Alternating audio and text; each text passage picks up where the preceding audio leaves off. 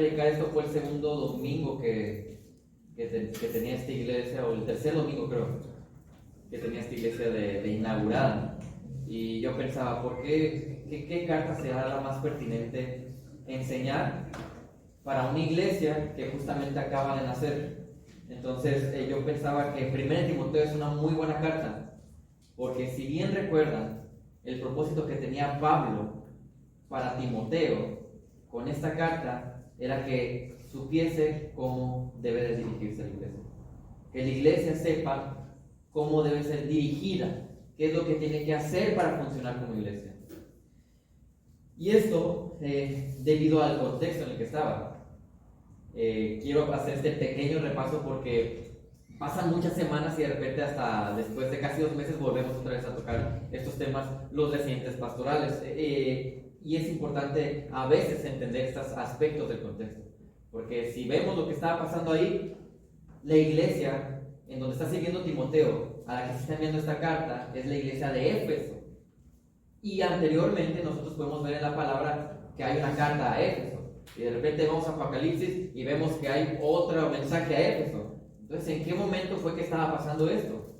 Porque en la carta que envía Pablo parece que todo suena relativamente bien, y ahora, tiempo después, cuando Timoteo está ahí pastoreando con esta carta, suena como que la iglesia ha perdido el enfoque, que en vez de enfocarse en lo que la iglesia tiene que hacer como iglesia, han surgido los falsos maestros y hasta el evangelio está siendo atacado.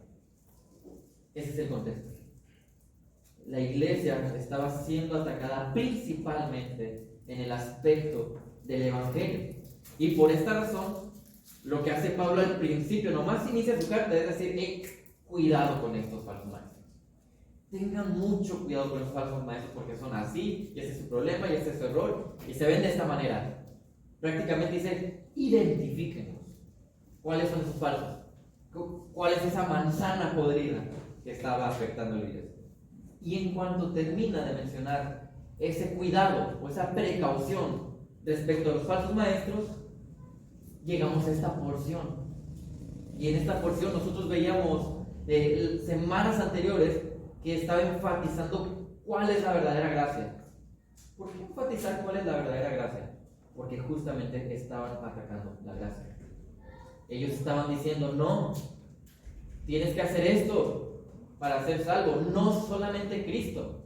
La gracia no es suficiente, hay algo más que necesitamos.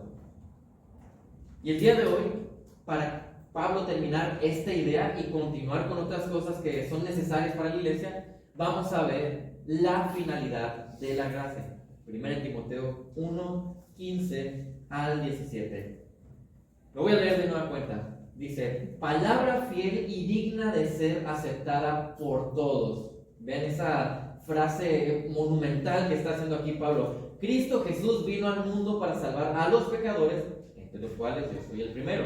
Sin embargo, por esto hay misericordia, para que en mí, como el primero, Jesucristo demostrara toda su paciencia como un ejemplo para los que habrían de creer en Él para la vida eterna. Por tanto, al Rey eterno, inmortal, invisible, único Dios, a Él sea el honor y gloria por los siglos de los siglos. Amén. Esa es la idea. Con esto termina Pablo. La idea de decirles, bueno, ya los advertí, ya les presenté la gracia ahora. Así es como culmina. Y el día de hoy lo vamos a ver de manera... Esto es lo que veíamos anteriormente, y es bueno el contexto. El origen, el beneficio y el poder que tiene la gracia para actuar en nosotros. Y el día de hoy, que está conectado con esto, que es como un eslabón, como si fuera una cadena, o un eslabón más de la cadena para poder terminar esta idea, vamos a ver realidades que nos motivan a responder a la finalidad de la gracia. Y vamos a ver el objeto de la gracia que está presentado en la primera parte del versículo 15, el ejemplo de la gracia, que lo vemos en la segunda parte del versículo 15 y el versículo 16, y finalmente el resultado de la gracia. Bueno, hermanos, antes de entrar directamente al primer punto, no sé si estaban prestando mucha atención a lo que estábamos cantando, pero justamente aquello de lo que cantábamos en la última canción. Estoy buscando exactamente cuál fue el coro que se cantaba. Dice: cuán asombrosa misericordia, inexplicable e inmenso amor. Eso le estamos cantando ahorita al Señor. El Dios eterno dejó su gloria y mis pecados Él cargó. La cruz ha hablado, soy perdonado, me ha redimido el Salvador. Ese fue el resultado. Hermoso Cristo, tuya es mi vida. Mi esperanza está en Jesús. Este canto tiene mucha teología. Es un canto de sana doctrina. Te está desmenuzando y te está explicando cómo es la gracia. Te explica la obra de Cristo que te entrega esa gracia. Te está explicando el gozo que proviene después de recibir esa gracia. Y luego te está diciendo la respuesta cuando uno ya recibió la gracia. Porque dice: tuya es mi vida. Y eso lo vamos a estar viendo esta tarde. Es el resultado, esa finalidad que tiene la gracia. Así que veamos, para entender la finalidad de la gracia, lo que hace Pablo es presentar un esquema que es como si fuésemos subiendo escaloncitos. Entonces, el primer escalón, para entender este esquema de la finalidad, es decir, bueno, veamos cuál es el objeto. Porque, y eso es importante, muchas personas creen que el propósito final de la gracia es salvarnos. Pero no, ese no es el propósito final. Es parte de los propósitos, pero finalmente ese no es el propósito que espera Dios de la gracia. Así que veámoslo. Primero que nada, el objeto de la gracia. Dice la primera parte de 1 Timoteo 1:15: palabra fiel y digna de ser aceptada por todos. Cristo Jesús vino al mundo para salvar a los pecadores. Si se fijan, esta frase, palabra fiel, básicamente esto fue conocido como, en esos tiempos, cuando alguien utilizaba esta palabra, era como hablar de mucha teología condensada, como resumida. ¿Sabes qué? Mira, lo que estoy a punto de decirte yo es, en una frase, en una oración, una oración que tiene muchos aspectos teológicos. Tú vas a encontrar dentro de la oración que te voy a decir mucha teología que tú puedes desmenuzar. Es lo que le está diciendo aquí Pablo. Por eso dice palabra fiel. O sea, presta mucha atención. Observa bien lo que te voy a decir a continuación, porque eso que te digo tiene mucha doctrina que tú puedes extraer. Y es justo lo que dice a continuación. Él presenta esta verdad teológica resumida, una verdad fundamental. Por eso él dice que al ser tanta teología tan rica la que va a mencionar, es digna de ser aceptada por todos. No la pueden rechazar. Los falsos maestros que estaban ahí oponiéndose no podían hacer caso omiso como lo estaban haciendo. No podían hacerse de la vista gorda, porque es algo que debe ser aceptado por todos. Esta no es una doctrina que algunos llaman secundaria o terciaria, dicen a veces. A mí no me gustan mucho esos términos, porque realmente toda la doctrina que yo encuentro aquí es fundamental. La diferencia es que una parte de la doctrina aquí es fundamental para que seamos salvos, y otra parte va a ser fundamental para tu santificación, para tu vida de adoración al Señor. Pero sigue siendo fundamental. Esto vendría a ser conocido como una verdad fundamental para tu salvación. Porque si alguien no está de acuerdo con la declaración que hace Pablo a continuación, esa persona no puede ser nuestro hermano. Esa persona no es salva. Ese es el tipo de frase tan monumental que estaba haciendo aquí. ¿Y cuál es esa verdad teológica medular? ¿Qué es aquello a lo que Pablo le quiere dar énfasis después de hablar en los versículos anteriores de la verdadera gracia? Lo que él presenta a grandes rasgos, en muy pocas palabras y muy condensado, es el Evangelio. Él está presentando el Evangelio verdadero, está defendiendo la gracia al hablar del Evangelio verdadero.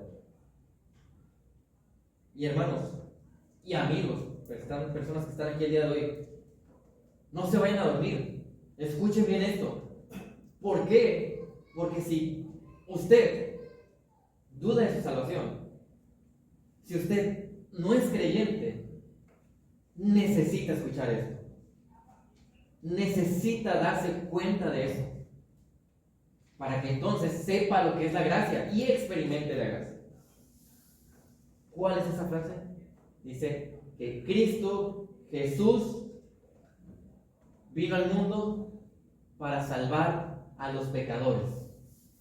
Vean aquí, Cristo Jesús vino al mundo para salvar a los pecadores. Está diciendo aquello que justamente los más bíblicos, los más religiosos, los que más decían conocer de la Escritura, rechazaron. Está haciendo una frase por la cual te podía costar la vida en muchos de los contextos donde estaban. Esto lo hemos escuchado antes. ¿Recuerdan Juan 11:27? Ella dijo: sí, Señor, yo he creído que tú eres el Cristo, el Hijo de Dios, o sea, el que viene al mundo. ¿Y por qué es tan importante? Porque el día de hoy estamos rodeados de sectas. Estamos rodeados de la putrefacción que estaban teniendo aquí los falsos maestros en la iglesia de Éfeso. Porque tú te puedes encontrar, y hay que decirlo, te puedes encontrar adventistas, te puedes encontrar apostólicos, te puedes encontrar testigos de Jehová, te puedes encontrar mormones, te puedes encontrar los gnósticos, un grupo de pentecostales incluso. Y todos ellos pueden ser personas muy lindas, muy agradables, muy amables, tienen programas padrísimos, pero ellos no tienen esto.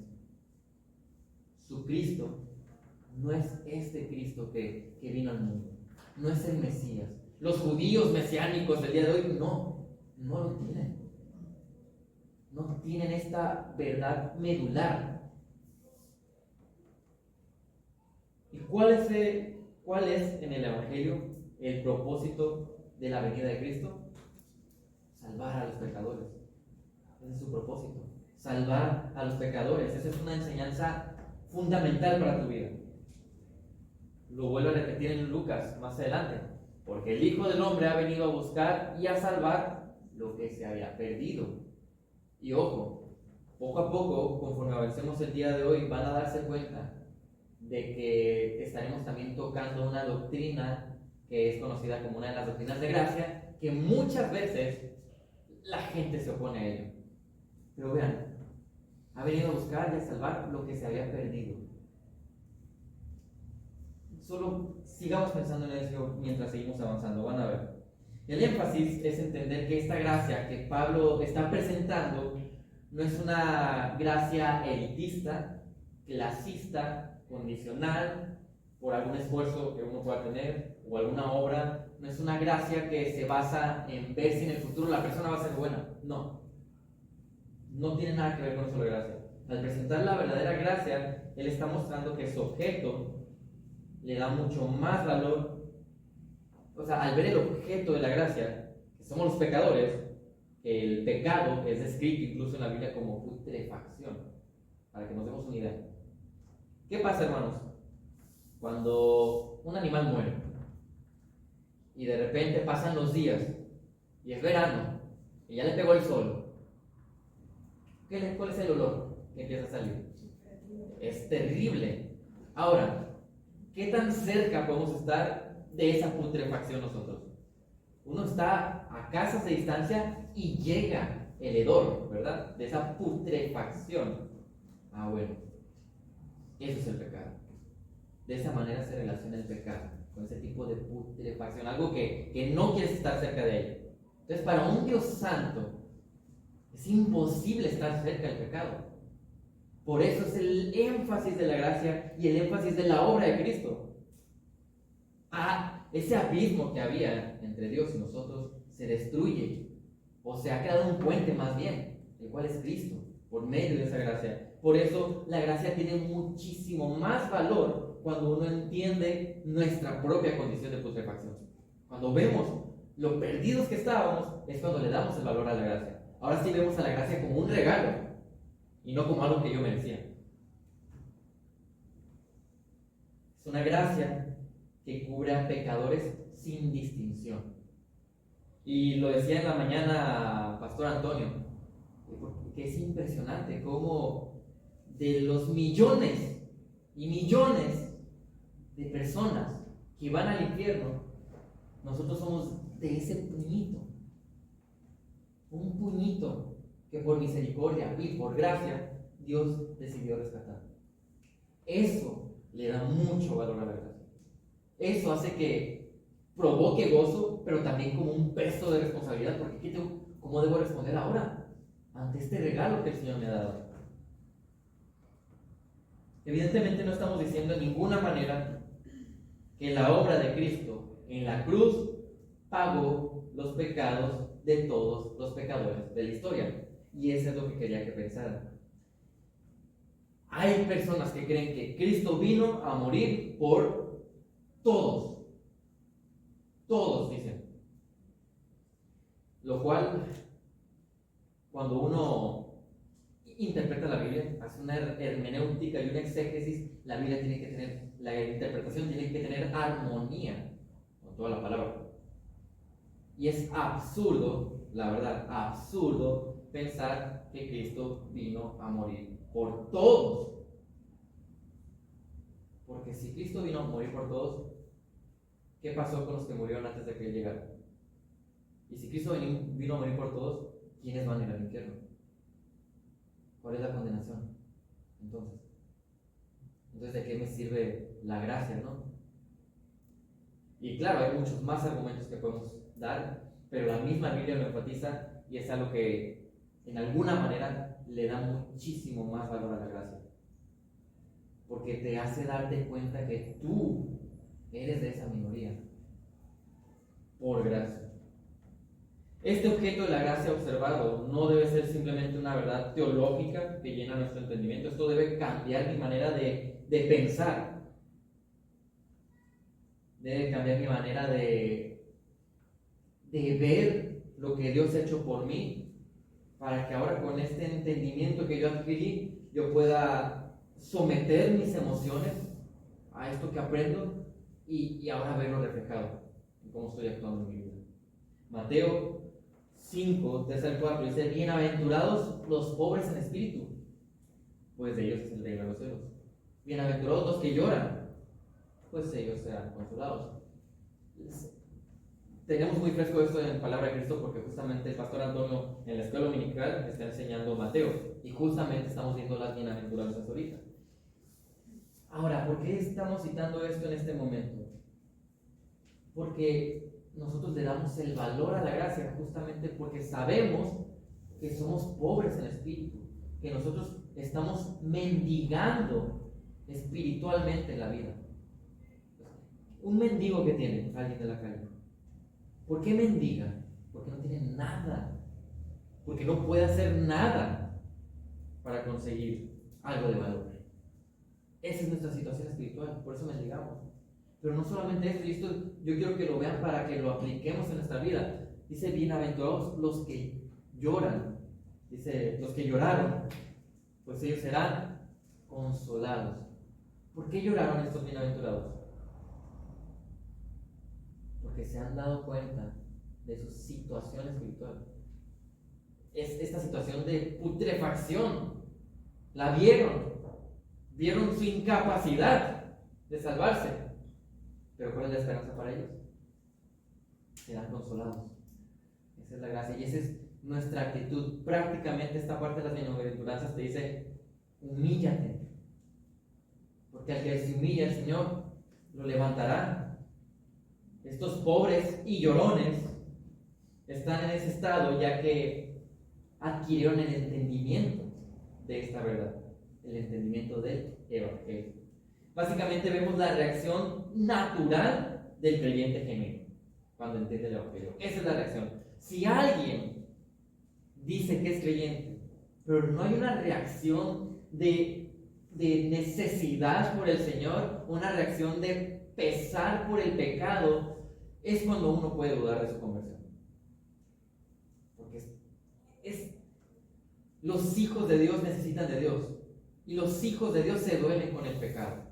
Inevitablemente va a pasar eso por nuestra nueva naturaleza en Cristo.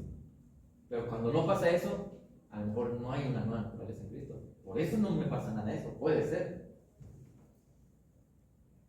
Lucas 7:47. Por lo cual te digo que sus pecados, que son muchos, han sido perdonados, porque amó mucho. Pero a quien poco se le perdona, poco ama. Y aquí no te está diciendo que Dios les ha perdonado algunas poquitas cosas y a otros les ha perdonado muchas cosas. No es así. ¿A quién se le ha perdonado poco? De los creyentes. ¿A quién se le ha perdonado poco? A nadie. No existe creyente en la historia de la creación que se le haya perdonado poco. No existe. A todos se nos ha perdonado muchísimo. Por eso esta es la reacción natural. Vamos a amar a Dios. Lo vamos a buscar. Lo vamos a desear. Lo vamos a querer por la gracia que nos ha dado. Bueno, entonces el objeto de la gracia son los pecadores, los putrefactos. Pero es este grupo de elegidos por el Señor. Ese es el objeto de la gracia. Ahora, para Pablo, para que entiendan todavía más la finalidad de la gracia, le dice, miren, les voy a mostrar el ejemplo. No solamente vean que el objeto son aquellos pecadores elegidos, sino que voy a mostrarme a mí mismo como ese ejemplo. Dice, entre los cuales yo soy el primero. Sin embargo, por esto hay misericordia, para que en mí, como el primero, Jesucristo demostrará toda su paciencia como un ejemplo para los que habrían de creer en Él para la vida eterna. Ahora, esta finalidad de la gracia podemos verla como eslabones, como estas escaleras que les dije, en la manera en que Pablo va presentando un argumento tras otro. Para entender esta finalidad, primero tenemos que ver cuál es el objeto. Ahora que ya vimos el objeto, es necesario que se dé luz de cómo funciona la gracia, cómo Dios está manifestando la gracia en estos pecadores. Y dice Pablo, respecto a esa salvación, respecto a esta gracia, dice, entre los cuales yo soy el primero de esos pecadores putrefactos que acaba de mencionar. Esa es una manera humilde en la que Pablo está reconociendo desde su perspectiva. Él dice, ¿sabes qué? Hay muchos pecadores, pero yo creo que yo soy el peor. La humildad de Pablo le hacía decir genuinamente, yo creo que yo soy el peorcito. De todo lo que salvó el Señor, posiblemente yo era el más podrido. Es lo que está pensando aquí Pablo. Eso es humildad. Eso es ser pobre en espíritu. Eso es llorar por el pecado. Efesios 3:8 dice, a mí, otra vez Pablo, que soy menos que el más pequeño de todos los santos que son los creyentes, se me concedió esta gracia, anunciar a los gentiles las inescrutables riquezas de Cristo. Dice, mire, ¿cómo es posible que siendo yo posiblemente el más putrefacto, se me da el regalo de ser un instrumento del Señor? Pablo, versículos anteriores ya lo había mencionado, que su gracia sobreabundaba en él, porque él había dicho cómo era antes. Era un tipo despreciable, desagradable, un infeliz, era Pablo. Pero halló misericordia, dice. Sin embargo, por eso hay misericordia. De tal manera que reconoce que él no recibió lo que merecía. Es lo que está diciendo él. Y ojo, porque muchas veces, y se ha comentado antes, hay personas que cuando se cuentan diferentes testimonios de cómo llegaron al Evangelio, muchos pueden decir, uy, pues yo no era tan malo como aquel. Ahí el Señor sí hizo una obra difícil y grande. Y empezamos como que a tener nuestro estándar de quién era más pecador y quién era menos pecador. Pero si viésemos el fondo de todos los corazones perdidos, veríamos muchísima putrefacción en todos. Sería bien difícil distinguir cuál tiene menos basura, porque así es. El Señor nos sacó de ahí.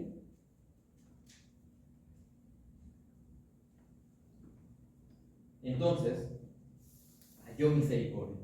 La misericordia es no dar aquella condena que él merecía, que es como esta contraparte, ¿no? Como el otro lado de la moneda de la gracia, que la gracia es dar aquel regalo que no merecemos. Pero vean, el por qué es necesario ese ejemplo. Dice, ese ejemplo es para que en mí, como el primero, Jesucristo demostrará toda la paciencia. O sea, Pablo les dice, quiero que dimensionen qué tan amplia y abundante es la gracia del Señor. O sea, vean que es tan amplia que incluso a mí me salvó. Quiero que vean que es tan amplia que su poder no es limitado. Él va a decidir quién y cuándo. Porque de repente nosotros decimos, ese es bien difícil que se arrepienta. Yo no creo que el Señor pueda hacer que se arrepienta. Es más, ya me lo voy a compartir porque no creo que se vaya a arrepentir. Pero nosotros, ¿qué poder tenemos para convertir a las personas? Ninguno. Es el Señor. Es el Señor. Hay personas que el día de hoy están esperando ver milagros y cosas extraordinarias. ¿Qué milagro más grande que ver que un corazón de piedra Dios lo transforma a un corazón vivo, de carne? ¿Qué milagro más grande que ver cómo los muertos espirituales ahora tienen vida? ¿Qué otro milagro quieren ver del Señor? ¿No es suficiente? Hay personas que están esperando eso, el espectáculo. En otras versiones habla de que Dios tuvo clemencia con Pablo. Por lo que Pablo está diciendo que si aún se ha demostrado paciencia o clemencia con el peor de los pecadores, ¿cuánto más no tendrá el poder de otorgar su gracia a otros?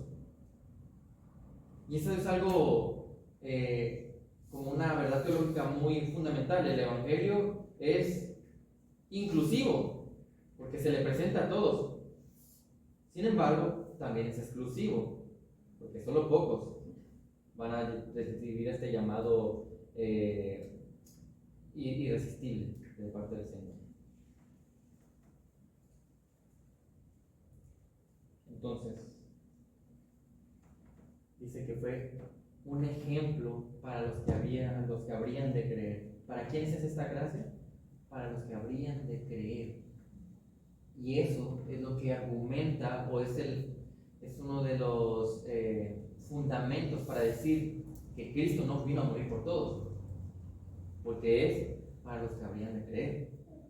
No está diciendo, como un ejemplo para todos, por los que murió Dios, por toda la humanidad. No, solo los que habrían de creer. En Juan 4 nosotros vemos una escena muy particular en la que Jesús llega a un lugar porque tiene sed y llega una mujer samaritana. ¿Lo recuerdan? Entonces esta mujer samaritana llega ahí para dar de beber también a sus animales y Jesús le pide agua. Y eso era muy extraño. ¿Por qué? Porque el contexto es que un judío no le habla a los samaritanos, y mucho menos a una mujer.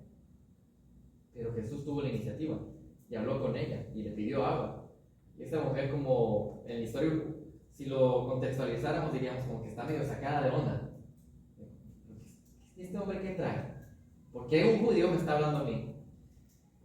Y en la conversación, la mujer empieza a decir ciertas cosas que el Señor le saca unos trapitos al sol, dando a entender de que, mira, yo soy soberano, yo soy omnisciente, yo soy el Dios verdadero. Y esta mujer se sorprende. Y ya dentro de la conversación siguen hablando y se dan cuenta, el Señor le empieza a decir que el sistema de adoración que ella tiene es falso, que no sirve en nada de lo que está haciendo, porque el Señor ha diseñado cómo debemos de adorarlo. Vean aquí, Juan 4, del 21 al 24, dice: Jesús le dijo, mujer, ¿crees lo que te digo?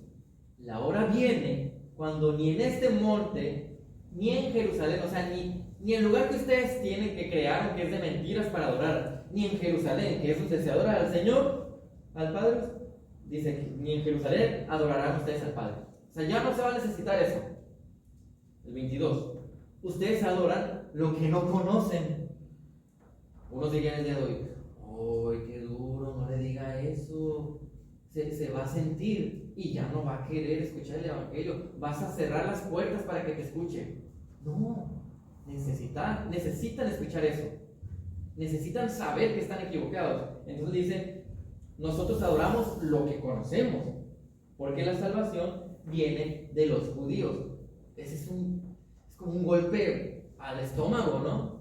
Decirle, de ellos vienen las salvaciones, ustedes están aparte, samaritanos.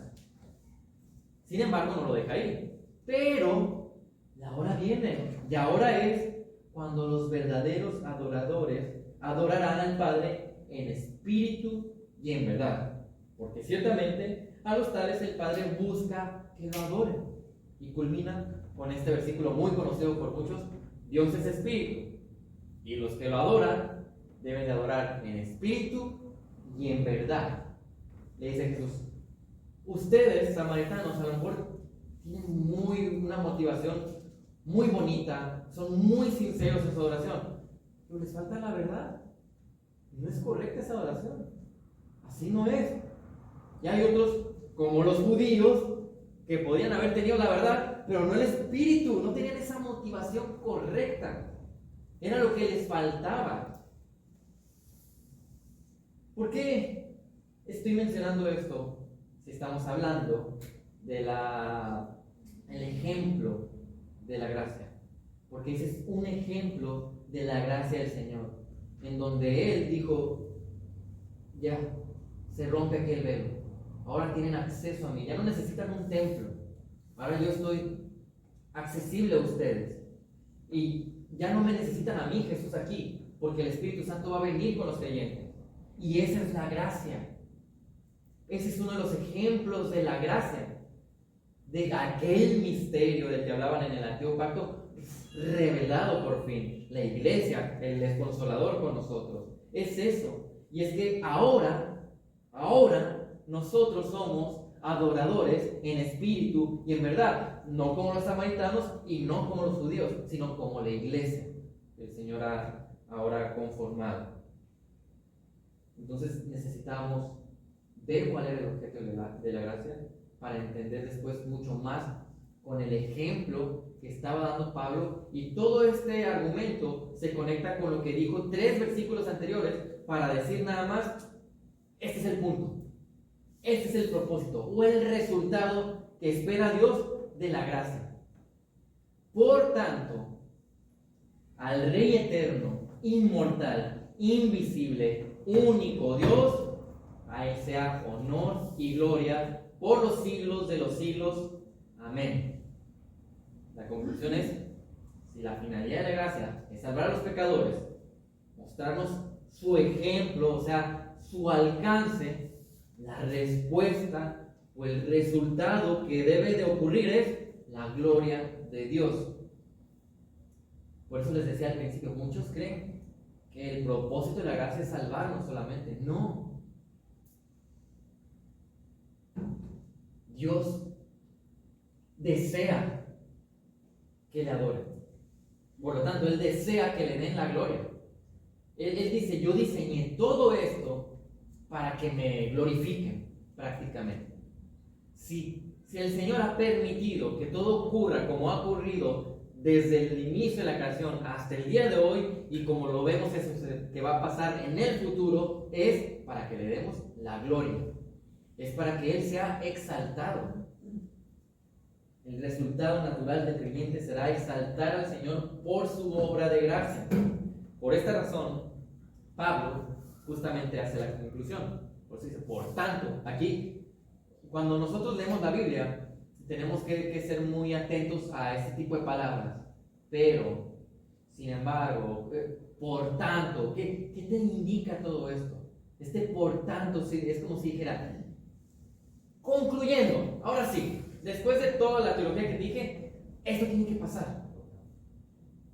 Por tanto, según el diccionario teológico, uno reconocido, el término doxología es una dedicación de alabanza a las 3 personas de la Trinidad. Incluso la palabra doxología, doxa, es gloria en griego. Esto es una doxología. En la Biblia ustedes van a encontrar diferentes doxologías. Esta es una doxología en esta parte de la Biblia, que es este conjunto de alabanzas unidas para presentar exaltación al Señor. En otras palabras, se espera que nosotros vivamos la doxología. El resultado, la respuesta en la gracia, es que mi vida esté mostrando una doxología. Eso es lo que va a pasar.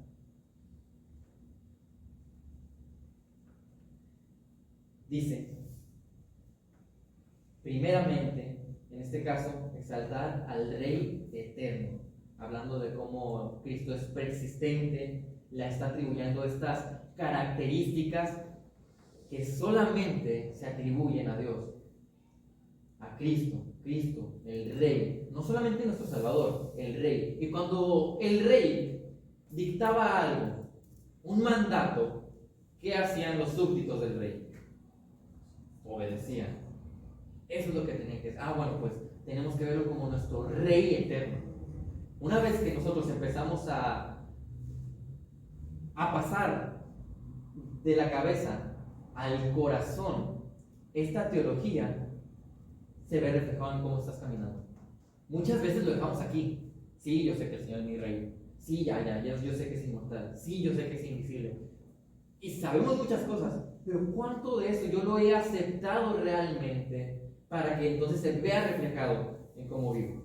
¿Cuánto de eso que yo conozco está afectando emocionalmente mi vida para decirme, tengo que obedecerle como mi Rey? Tengo que responderle en agradecimiento a este Salvador. Eso es lo que tiene que pasar con la doxología. La doxología tiene el propósito de ayudarnos a ver cómo es Dios para que respondamos a ese Dios. Pero no solamente es nuestro Rey eterno a quien lo obedecemos, sino que es inmortal. O sea, no hay decadencia en Él. No dudes del Señor. No hay un fin, no hay nada que pueda hacer que Dios conozca la muerte. Tú puedes confiar en este Dios. La inmortalidad le da poder.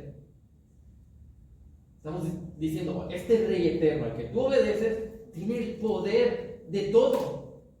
No tienes nada que desconfiar, perdón. No tienes nada que desconfiar de Él. Sí, de repente me quedé pensando que va a sonar muy mal. Entonces ahí fue un desliz. Y ojo, esas son declaraciones de exaltación a Cristo. Esto que está haciendo Pablo él sigue de machetito con la teología, porque él sabe que ahí siguen escuchando los falsos maestros. Imagínense ahí Timoteo abriendo el rollo y leyendo esto en voz alta, los falsos maestros, leyendo que tú has dicho en contra en el púlpito, oye, lo que tú le estás tirando acá a Timoteo. Ellos estaban escuchando todo esto. Ellos tenían que entender cómo debe ser dirigida la iglesia y bajo qué preceptos y cómo es al Dios que adoramos. Ahora, es invisible también, dice. Esto nos indica que ciertamente se puede saber de su existencia por medio de lo creado, porque es un Dios invisible, pero vemos la evidencia de un creador. De hecho, la mayoría de los científicos que hacen buena ciencia, los científicos que sí hacen ciencia de verdad, llegan a la conclusión, hay un creador. Tal vez no son cristianos, pero la mayoría son teístas. Ellos dicen, tiene que haber un ente inteligente que haya creado todo esto. O sea, una sopa de letras no puede haber provocado todo esto. Una Maruchan en el microondas y explotando y haciendo cosas no puede generar tanto. Tiene que haber un ente inteligente, dicen ellos. Entonces, sabemos de la existencia de Dios por la creación, pero no conocemos ese Dios por la creación. Nadie puede conocer a Dios por observar la creación. ¿Qué es necesario para conocer a Dios? Su palabra. Ciertamente vemos la revelación general de que hay un Dios, pero si yo quiero saber cuál es la revelación específica de quién es Él, esta es la revelación específica de nuestro Señor. No se le puede conocer a menos de que Él se nos revele, y se nos ha revelado, gracias a Dios, en un lenguaje humano que podamos entender. El viernes hablábamos de esto, de que Dios es inmutable. Estamos hablando de esto. ¿Y qué significa que Dios es inmutable? Que Dios no cambia. Ay, ¿por qué dice que se arrepiente? ¿Por qué cuando dice que va a ir a mandar fuego para destruir Sodoma y Gomorra, ahí Abraham como que está negociando con él y logran sacar a Lot? Ah, Dios cambió de opinión, ¿verdad? Dios se arrepintió. No, Dios no cambia. Dios, para empezar, es omnipresente. Él no vive en la esfera del tiempo donde estamos nosotros. Él ya vio toda la película y está en toda la película. No lo vamos a engañar, no lo vamos a hacer cambiar. Dios usa antropoformismos, es la palabra teológica, o antropopatismos que no necesitan saber los términos. Eso no tiene nada de importancia. Lo que tenemos que saber es que Dios se comunica en un lenguaje para que lo entendamos. Y cuando dice que ese es un Dios invisible, está diciendo, es un Dios que nosotros no podemos conocer a menos que se nos revele. Y lo ha hecho. Es un Dios personal. Por eso después dice, el único Dios. Este es el Dios verdadero. Este no es como los que estaban ahí rodeando el contexto de Éfeso. Éfeso tenía toda esta influencia de Grecia. ¿Y cómo eran los de Grecia? Pues tenían a Zeus, tenían a Afrodita, tenían a Hera, tenían a Hades, Ares, bla, bla, bla, bla, bla. Tienen dioses por todos lados. Tenían tantos dioses que hasta tenían un monumento para el dios no conocido. Diga, pues por si acaso nos faltó uno, ¿eh? Hazle uno a este compita, que no sabemos quién sea. Así estaban de locos estos. Estaban rodeados de paganismo. Y aquí Pablo está diciendo, no, este es el Dios único, el verdadero, dejando de lado cualquier tipo de ídolos que sabemos por el contexto podía haber ahí. En otras versiones menciona único y sabio Dios. ¿Por qué? ¿Por qué único? Y me gusta que lo haya hecho así la Reina Valera. El único y sabio Dios. Recuerden, la filosofía estaba al grito de la moda en ese momento. La sabiduría del mundo era lo más importante. ¿Y quién tenía más conocimiento de tal o cual? Pablo le dice, no. Este es el único y sabio Dios. Si tú quieres saber algo de sabiduría, aquí está nada más. Ay, se creen mucho estos griegos. Aquí está la sabiduría. Este es el único. Denotando y atacando la falsa sabiduría, la filosofía, destrozando los argumentos de aquellos filósofos de la era.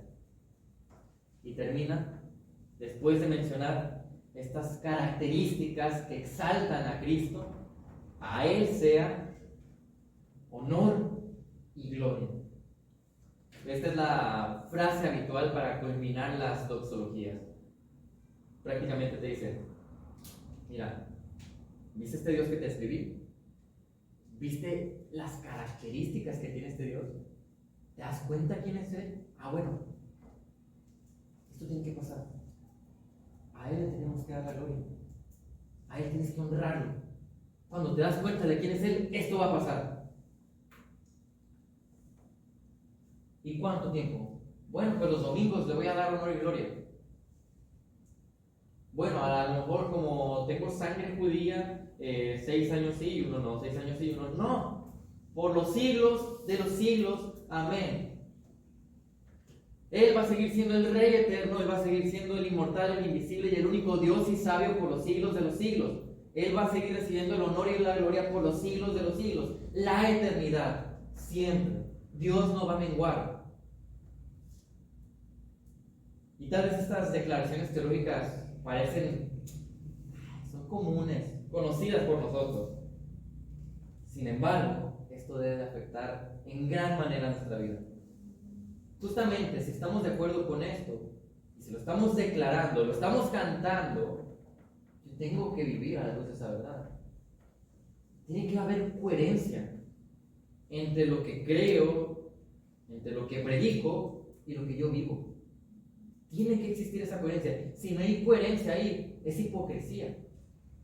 Hay un estudioso que estaba supuestamente, era un hombre muy preparado, que estaba analizando lo de los glaciares, de la Antártida, y después de varios años de estudio, concluyó, en tanto tiempo las costas de ciertos países van a quedar debajo del mar, van a quedar inundadas y son costas turísticas, por lo tanto se va a devaluar, ya no va a tener valor ahí. Pero fue muy extraño que este hombre empezó a comprar casas en esos lugares, cuando ya se estaba devaluando el precio porque supuestamente ya iba a quedar inhabitable. No sabemos si los estudios de estos hombres sean reales o no, pero es incoherente. ¿Cómo es que este hombre está diciendo que ese lugar va a ser inhabitable, pero él está comprando casas en ese lugar? Parece que entonces es mentira, ¿no? Lo que está diciendo.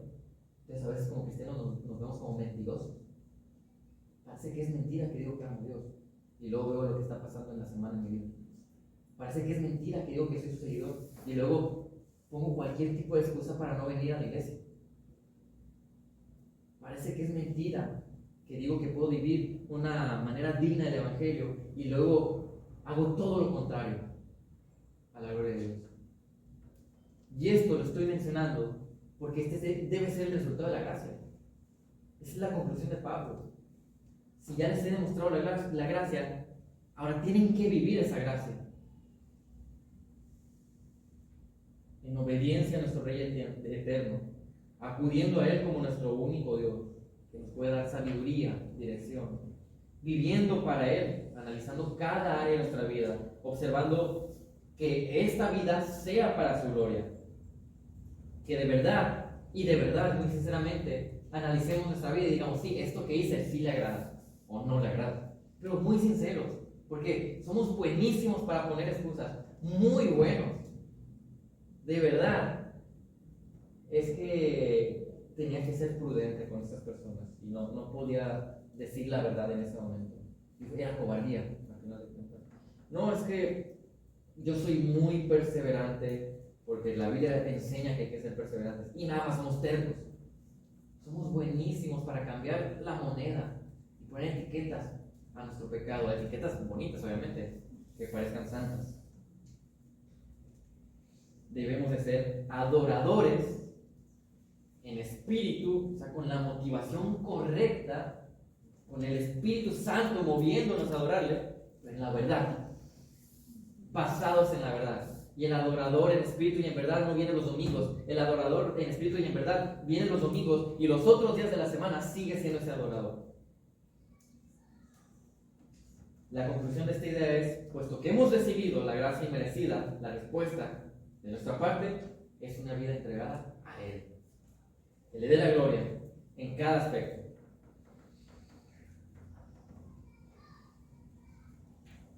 Y pensar es transformarme para que ahora gobierne mis emociones, que gobierne mis reacciones, que sepa cómo actuar ante diferentes circunstancias que Dios permite que yo viva. Y entonces, esas reacciones en cada una de nuestras actividades, en cada una de nuestras circunstancias, en cada una de nuestras etapas, y digo esto porque yo sé que la mujer, porque tengo una esposa, porque tengo una madre, porque tengo hermanas, yo sé que la mujer tiene muchas etapas en su vida de cambio. El hombre la verdad que está mucho más a gusto en ese sentido. La mujer tiene muchas etapas de cambio. Bueno, aún en esas etapas, todo eso que está permitiendo el Señor, mi vida sigue siendo enfocada en darle la gloria. Siempre. Yo no tengo excusa. Esto entonces concluye con entender que la idea se debe tomar de lo que dice el pasaje completo de la gracia. Que la gracia es una respuesta que se espera de nosotros en esta vida. Pero esta gracia no solamente salva, sino que esta gracia santifica. Porque esa es la idea general, tomando los 6 versículos. Hoy vimos 3, pero tomando los 6 versículos, la idea es, esta gracia te salva, pero también te santifica. Básicamente, al recibir esta gracia, estamos siendo transformados para ser mejores adoradores o ser más obedientes al Señor. Y no coloqué este último versículo que quiero leer, pero es muy particular, es muy interesante, porque creo que vislumbra un poco de cómo es la gracia en la vida cotidiana. Dice Filipenses 1, 29 al 30.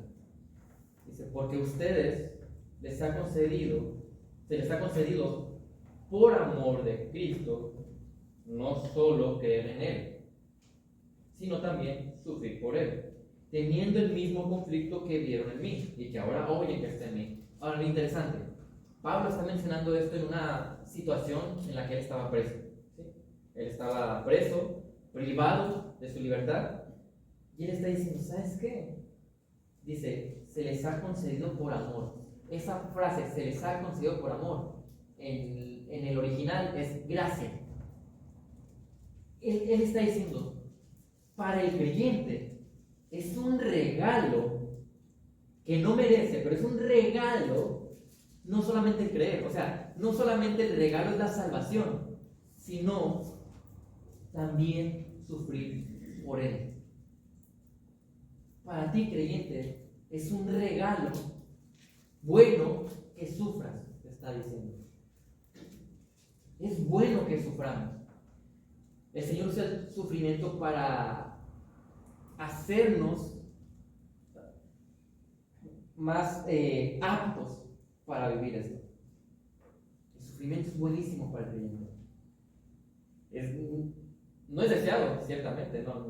¿A quién le gusta sufrir? Es doloroso, ¿no? Muchas veces. Pero sin duda es necesario. Es necesario que pasemos por el fuego para que podamos salir purificados. ¿Recuerdan qué pasaba con los metales antes? Cuando estaban haciendo una espada, por ejemplo, una espada que fuera pura, que sirviera de verdad, esta necesitaba ponerse en un lugar con mucho fuego.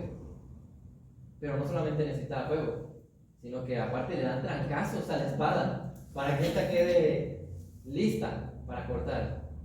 Así el Señor trabaja con nosotros. Nos va a poner en situaciones de fuego, situaciones donde sale el verdadero yo, situaciones donde estamos como apremiados, nos sentimos como sin salir. Ahí ya no puedo seguir teniendo mi careta de quedar bien, sale lo que hay dentro. Miren, yo no me acuerdo bien de la analogía que hacían mi papá y Brian, porque hacían una analogía muy similar, pero utilizando objetos diferentes. Entonces cuando yo le decía, como que combinaba las dos y sonaba todo muy raro. Hacía una aberración. Pero prácticamente, si recuerdo bien, es como si agarraras un pingüino, ¿sí? Entonces cuando ves el pingüino, pues se ve todo café por fuera, pero cuando lo aplastas, por dentro, pues te das cuenta que tiene un rellenito. Sale lo que hay dentro de él, ¿verdad? Cuando lo aplastas. Entonces, digamos, ya sé que es rara la analogía, pero digamos que como creyentes somos pingüinitos. Entonces, cuando pasamos por una prueba, va a salir el relleno que traemos dentro y se va a saber realmente de qué estamos hechos, qué hay dentro de nosotros. Entonces, cuando estamos por fuego, cuando se nos están dando estos golpecitos, es donde estamos siendo purificados. Se nos está quitando esas áreas que el Señor quiere que quitemos. Así que quería culminar esta predicación, más que nada, no tanto hablar de pingüinos, ¿verdad? Sino para que no les dé hambre, pero ahorita ya podemos salir a comprar si quieren. Sino más que nada, enfatizar de que es una gracia del Señor, ciertamente, que nos haya salvado, pero también es una gracia del Señor que nos santifique. Y lo más habitual que voy a usar para santificarnos es justamente el sufrimiento. Por lo tanto, tenemos que estar preparados para sufrir, para poder responder a esta gracia de esta manera, que es como se nos ha mandado y como el versículo y el pasaje nos están empujando.